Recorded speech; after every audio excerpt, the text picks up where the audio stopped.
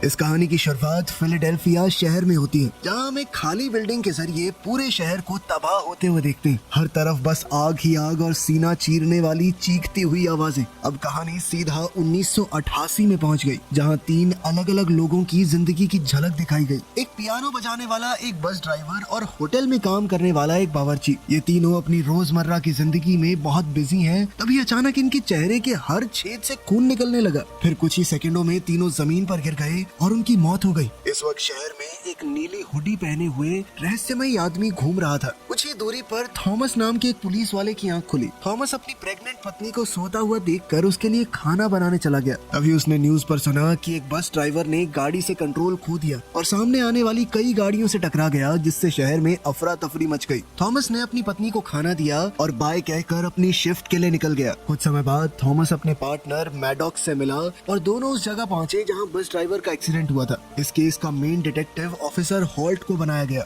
जो कि थॉमस का जीजा भी था। थॉमस ने जब मरी हुई ड्राइवर को चेक किया तो वो घबरा गया, क्योंकि उसके चेहरे से खून बह रहा था। उसका दिमाग लगभग पिघल चुका था। मौत का कारण खून बहना बताया गया। थॉमस को उसकी गर्दन पर 3 निशान भी दिखे, बिल्कुल छेद की तरह। लेकिन हॉल्ट ने कहा कि ये बर्थ मार्क होगा और उसे अनदेखा कर दिया। तभी उन्हें खबर मिली कि 2 और लोग बिल्कुल इसी तरीके से मारे गए हैं और उन दोनों की गर्दन के पीछे भी 3 ऐसे ही निशान हैं। इसके बाद ऑफिसर सीधा उन 2 लोगों को भी देखने गए। ये दोनों भी खून बहने की वजह से ही मरे थे। थॉमस केस पर अपनी राय देने लगा, मगर होल्ट ने उसे इस केस से दूर रहने को कहा, क्योंकि उसे लगा कि ये केस उसके प्रमोशन के लिए काफी अच्छा रहेगा। कुछ देर बाद थॉमस और मैडॉक्स हॉस्पिटल में डॉक्टर से मिले, जिसने पोस्टमार्टम किया था। उन्होंने पूछा कि क्या कोई जरूरी बात सामने आई। डॉक्टर ने बताया कि गर्दन पर जो निशान है वो असल में बहुत गहरे घाव हैं, इतने गहरे कि शायद गर्दन की हड्डी तक पहुंच गए होंगे। इन घावों से शायद विक्टिम के शरीर में कुछ इंजेक्ट किया गया था, जो कि एक ना रुकने वाला एलिमेंट है। लेकिन अजीब बात यह है कि फोरेंसिक्स टीम भी इस एलिमेंट का पता नहीं लगा पा रही कि ये है क्या। बाद में थॉमस और मैडॉक्स खाना खा रहे थे, तभी उन्हें जानकारी मिली कि पास ही में एक औरत की गर्दन पर किसी भारी चीज से हमला किया गया है। और तो और उसकी गर्दन पर भी 3 निशान हैं, लेकिन वो अभी मरी नहीं है और अभी तक उसका खून भी बहना शुरू नहीं हुआ। दोनों ऑफिसर्स मौके पर तुरंत नाइट क्लब में पहुंचे, जहां उनकी मुलाकात उस औरत से हुई। थॉमस ने उससे पूछताछ की तो पता चला कि हमलावर एक काली औरत थी, जिसने नीली हुडी पहन रखी थी। उस औरत ने एक लोहे के औजार से गर्दन पर वार किया और हाँ, उसका लेफ्ट हैंड थोड़ा जख्मी था, क्योंकि उसके ऊपर सूखा हुआ खून लगा हुआ था। तभी हॉल्ट ने वहां आकर बातचीत रोक दी और लड़की से दोबारा पूछने लगा कि डिटेल में बताओ हुआ क्या था। अब लड़की ने परेशान होकर सब कुछ दोबारा बताया। फिर अचानक से वो लड़की गिरकर मर गई। इसके बाद पुलिस बताए गए हुलिये से मेल खाती सभी ब्लैक औरतों को गिरफ्तार करने लगी, लेकिन किलर अभी भी आजाद है और वो एक अजीब सा डिवाइस एक कार पर लगा रही थी। फिर जैसे ही एक पुलिस वाला वापस आया तो वो भागकर छू मंतर हो गई। कुछ देर बाद थॉमस और मैडॉक्स ड्राइव कर रहे थे, तभी उनका सामना उसी औरत से हो गया। वो तुरंत भागी उनसे बचने के लिए। उन दोनों ने बैकअप के लिए कॉल किया और होल्ट ने तो शहर के हर एक ऑफिसर को उसे ढूंढने का ऑर्डर दे दिया। इस दौरान थॉमस की कार एक ट्रक से टकरा गई, जिस वजह से थॉमस और मैडॉक्स को पैदल उसका पीछा करना पड़ा। उन्हें लगा कि वो औरत आसपास ही कहीं होगी, इसीलिए दोनों ने उसे घेरने का प्लान बनाया और अलग अलग होकर तलाश के दौरान थॉमस को एक अजीब सा डिवाइस मिला, जिसे उसने अपने पास रख लिया। बाद में एक बेसमेंट के अंदर मैडॉक्स ने उस औरत को पकड़ लिया और जल्द से जल्द सरेंडर करने को कहा, लेकिन ये औरत कोई अबला नारी नहीं थी। उसने मैडॉक्स पर हमला करके उसे पीट दिया और तो और उसकी टांग भी तोड़ दी और फिर जल्दी से वहाँ से भाग गई। अपने पार्टनर की आवाज सुनकर थॉमस वहाँ पहुंचा और उस अनजान औरत का पीछा करने लगा। आखिरकार उसने उसे घेर लिया और हाथ ऊपर करके मुड़ने को कहा। अभी कहानी में एक मोड़ आया। उस औरत ने थॉमस को उसके नाम से बुलाया और उसे उसकी होने वाली बेटी के लिए बधाई भी दी। साथ ही उसने कहा कि मुझे अफसोस है तुम्हारे पार्टनर की टांग तोड़ने के लिए। ये सब सुनकर थॉमस थोड़ा घबरा गया कि इसे इतना सब कैसे पता है मेरे बारे में। फिर थॉमस ने उसे गिरफ्तार करने की कोशिश की, लेकिन औरत ने उसे आसानी से हरा दिया और एक बेंच के साथ उसी की हथकड़ी से उसे बांध दिया। जाते जाते उसने कहा कि हम फिर से मिलेंगे, लेकिन जैसे ही वो वहाँ से जाने के लिए मुड़ी, तभी थॉमस ने उस पर उसी के डिवाइस से हमला कर दिया, जिससे वो अपने शिकार को इंजेक्ट किया करती थी। इससे औरत का बैलेंस बिगड़ गया और वो सामने से आती हुई ट्रेन के आगे गिरकर मौत शौक का शिकार हो गई। इस घटना का थॉमस पर गहरा असर हुआ, लेकिन इससे पहले कि वो खुद को संभालता उसे खबर मिली कि उसकी पत्नी हॉस्पिटल में है। वो भागते हुए वहाँ पहुँचा और उसके साथी ने बताया कि हमला करने वाले का कोई भी आईडी या फिंगरप्रिंट ट्रेस नहीं हो पा रहा। उसके पास से एक चाबी मिली थी, लेकिन पुलिस को बिल्कुल अंदाजा नहीं था कि वो किस चीज की चाबी है। और भी ज्यादा हैरान कर देने वाली बात ये थी कि उस औरत की कलाई में एक गोली फंसी हुई थी और वो गोली थॉमस की रिवॉल्वर से निकली थी, जबकि थॉमस ने कभी गोली चलाई ही नहीं। तभी एक नर्स ने बातचीत के बीच में आकर थॉमस को बताया कि तुम्हारी पत्नी की हालत बहुत नाजुक है। थॉमस तुरंत उसके पास भागा और डिलीवरी के दौरान हो रहे दर्द से उसकी पत्नी बेहोश होने लगी। डॉक्टर्स ने उसे बचाने के लिए घबराहट में काम शुरू कर दिया। कुछ ही समय बाद एक नर्स ने थॉमस की गोद में एक सेहतमंद बच्ची दी, लेकिन उसकी एक खुशी तुरंत मातम में बदल गई जब उसे पता चला कि उसकी पत्नी जिंदा नहीं बच पाई। इसके बाद कहानी 9 साल आगे यानी 1997 में पहुंची। अब थॉमस की बेटी एमी 9 साल की हो चुकी थी। एमी नाश्ता बना ही रही थी कि तभी टीवी पर न्यूज चलने लगी, जिसमें सड़कों पर लोग आंदोलन करते हुए 9 साल पहले हुई घटना का जवाब मांग रहे थे। लोगों ने इसे रेसिज्म का मुद्दा बना लिया। कई लोग उस औरत का साथ देते हुए कहने लगे कि उस वक्त वो औरत निहत्थी थी, लेकिन पुलिस वाले ने उसे गिरफ्तार करने की बजाय ट्रेन के नीचे धकेल दिया। बाद में थॉमस जो अब डिटेक्टिव बन चुका था, उसने अपनी बेटी को जन्मदिन की बधाई दी और उसे एक ब्रेसलेट भी गिफ्ट में दिया। फिर दोनों थॉमस की पत्नी की कब्र पर गए, जहां उन्हें कब्र पर ताजे फूल दिखे और ये देखकर वो सोच में पड़ गए कि यहाँ पर कौन फूल रखे गए। तभी थॉमस को एक फोन आया। ये जानकर उसके होश उड़ गए कि बिल्कुल वैसे ही मौत होनी शुरू हो गई है जैसे 9 साल पहले हुई थी। एक पल भी जाया किए बिना थॉमस क्राइम सीन पर पहुंचकर मैडॉक्स से मिला, जो अब भी 9 साल पहले हुए इंसिडेंट की वजह से लंगड़ा कर चल रहा था। थॉमस ने उससे पूछा कि सुबह तुमने मेरी पत्नी की कब्र पे फूल तो नहीं रखे, लेकिन मैडॉक्स ने कहा कि मैं नहीं गया भाई वहाँ। फिर दोनों एक यूनिवर्सिटी क्लासरूम पहुंचे, जहाँ एक प्रोफेसर की लाश पड़ी थी। उसकी गर्दन पर वही 3 निशान थे और चेहरे से खून बह रहा था। थोड़ी ही देर में होल्ट, जो कि अब एक ऑफिसर बन चुका था,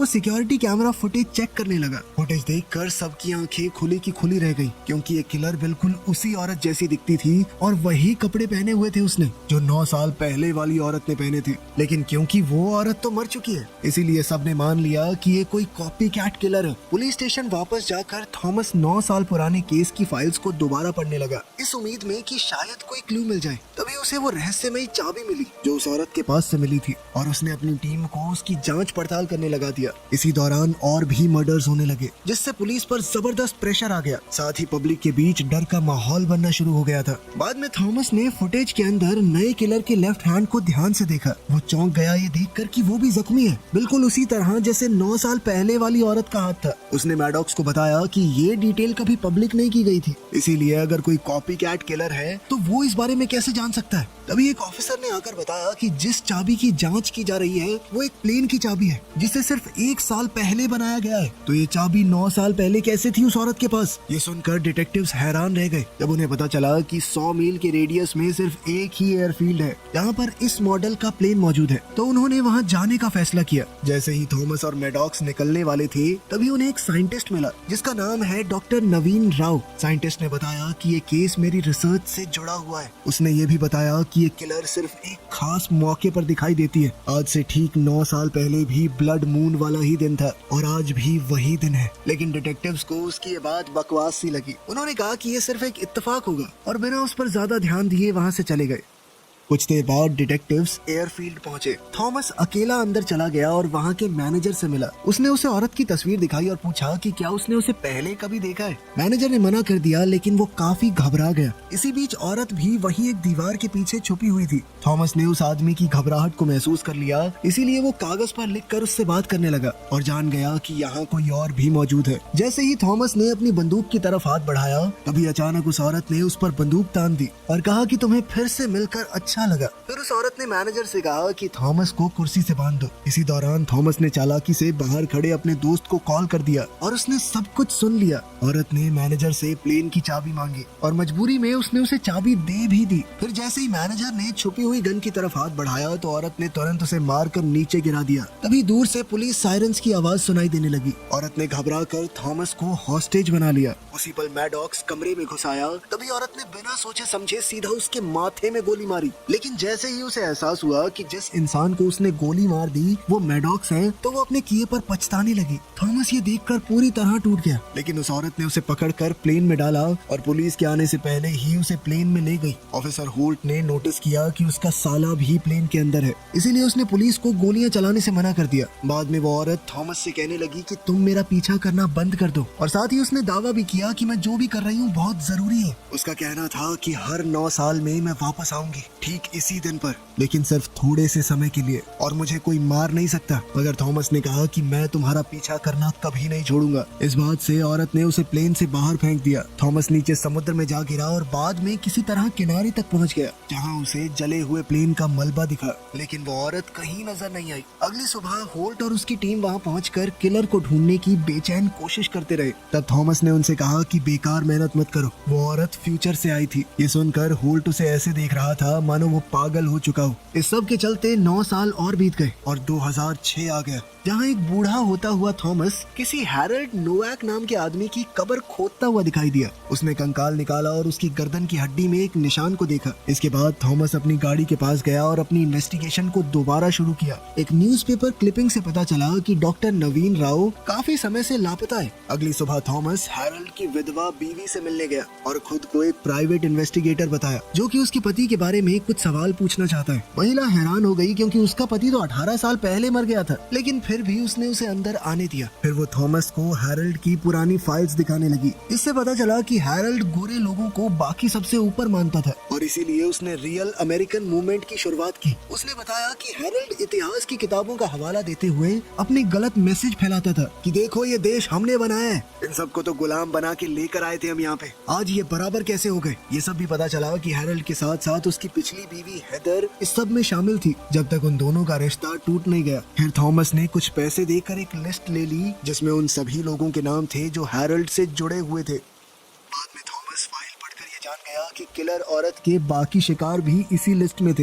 हैरानी की बात ये थी कि वो सभी हैरल्ड के पॉलिटिकल ग्रुप से जुड़े हुए थे। फिर थॉमस अपनी बेटी एमी को स्कूल से लेने गया क्योंकि आज उसका 18वां जन्मदिन है। तभी ये भी पता चला कि थॉमस अब एक डिटेक्टिव नहीं रहा, क्योंकि वो इस केस को लेकर बहुत पर्सनल हो गया था। साथ ही वो अपनी बेटी पर भी ध्यान नहीं दे पा रहा था, इसीलिए अब एमी होल्ट के परिवार के साथ रहती है। बाद में थॉमस होल्ट से मिला और उसे किसी दूसरे विक्टिम के बारे में बताने लगा, जो कि हैरल्ड था, जिसकी मौत को ड्रग ओवरडोज का नाम दे दिया गया। थॉमस उसे हैरल्ड के साथ जुड़े हुए लोगों की लिस्ट दिखाने लगा और पता चला कि सीरियल किलर के सभी शिकार रियल अमेरिकन मूवमेंट से ही जुड़े हुए हैं। थॉमस ने होल्ट को बताया कि वो रहस्यमयी औरत समय में पीछे आती है और वो 1997 में जिंदा नहीं हुई थी। असल में वो तब तक मरी ही नहीं। थॉमस ने ये दावा किया कि आज वो वापस आएगी और होल्ट से कहने लगा कि हेदर रसल नाम की औरत को ढूंढना है हमें। लेकिन होल्ट ने कहा कि तेरी बातें बिल्कुल बकवास है, कुछ भी बोल रहा है तू। तेरी बेटी हमारे घर पल रही है, वो याद करती है अपने पापा को। जिंदगी को दोबारा संभाल मेरे भाई, उसके लिए संभाल ले खुद को।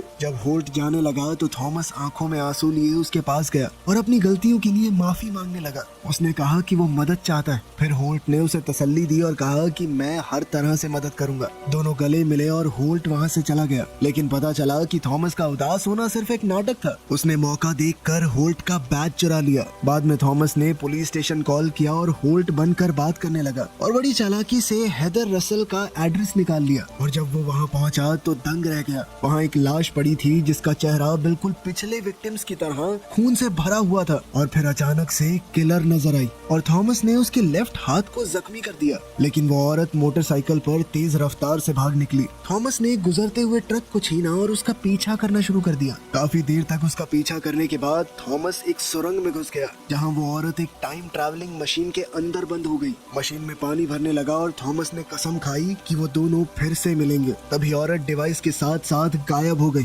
थोड़ी देर बाद जैसे ही थॉमस सुरंग से बाहर निकला तो उसे तुरंत पुलिस और गुस्से से भरे हुए होल्ट ने गिरफ्तार कर लिया। थॉमस ने बताया कि मैंने आज उस औरत के लेफ्ट हैंड में गोली मारी है और याद है जब वो पिछली और उससे पिछली बारी आई थी तो उसके हाथ में चोट लगी हुई थी ना। इससे साबित होता है कि ये औरत समय में पीछे जाती है। लेकिन होल्ट ने उसकी बात मानने से इनकार कर दिया। इसी दौरान डॉक्टर नवीन राव दूर से ये सब कुछ देख रहा था।